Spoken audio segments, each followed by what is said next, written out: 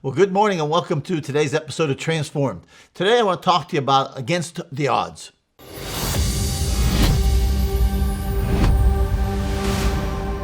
Welcome to today's message with Pastor Jim Balzano. I want to take a moment and thank Park Home and Made by Vogel for many of our things that you see in our studio. Let me tell you a story. Window cleaning brothers Alcides and Edgar Marino fell 47 stories when the cable that secured their cleaning platform snapped. This was in 2007. They had not been wearing safety harnesses as they washed the New York apartment building's windows.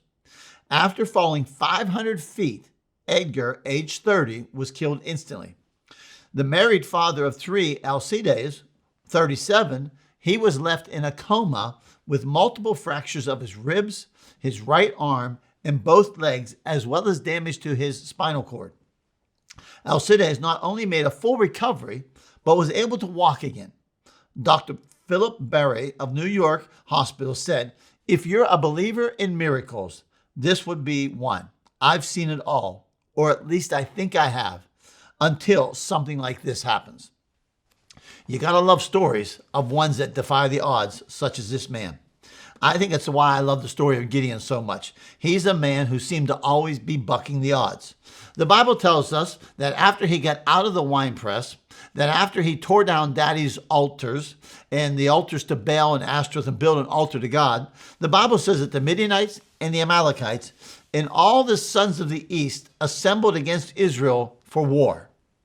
When Gideon heard this, under the leading of the Spirit, he blew the trumpet that summoned Israel to go to war against evil.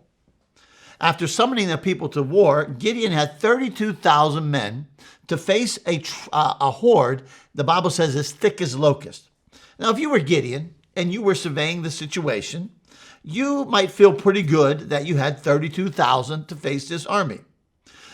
32,000 isn't all thick as locusts, but let's face it, at least you have 32,000. Then, all of a sudden, God says to you, you have too many men. I don't know about you. I don't think I'd have liked hearing that from God.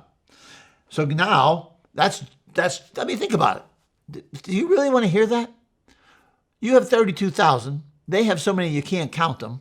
And then God says to you, you got too many men. So under God's orders, Gideon tells those who are afraid to go home and return to their homes. I wonder what he thought when 22,000 left him. You know, I don't know about you, but 32,000 is a whole lot better than 10,000. So he's got his 10,000. He's going to go to war. Then God comes and says, Gideon, we got a problem. Problem is, you still have too many men. Can you imagine hearing that? Now you have too many men with 10,000?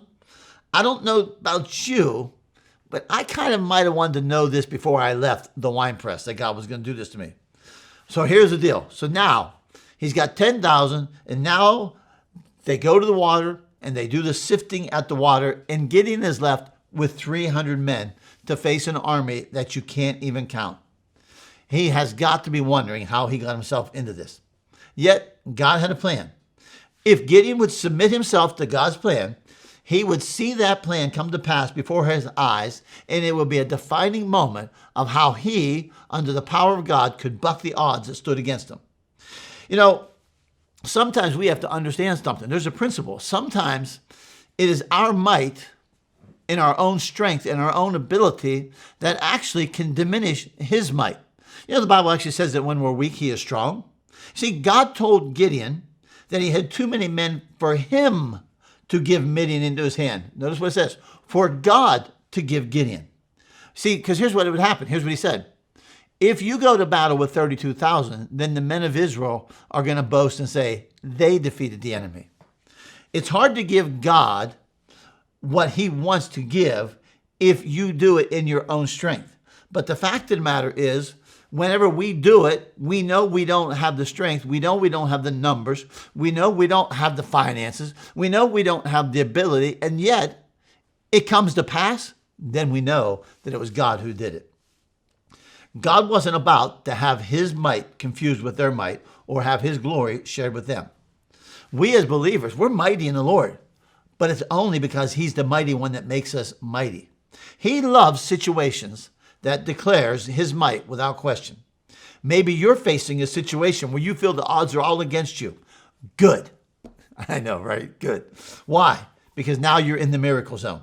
You're in a place where your God can manifest his might through your life if you'll just take that step of faith. The truth is, no matter what the odds look like, with God on your side, the odds are always in your favor. It's amazing. Gideon had 32,000. God said that's too many, and he stripped them away. 22,000, and then another 9,700 leave. He's left with 300, but those were the 300 who were to go with him.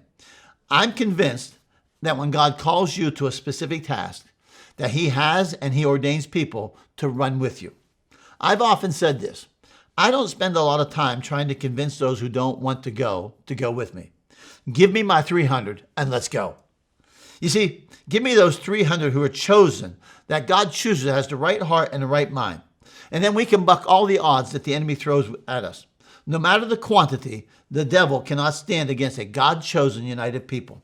I'm going to promise you that God will put people around you to run this race that he's put you in, to face this situation that you're facing. I promise you, he'll give you the right people around you.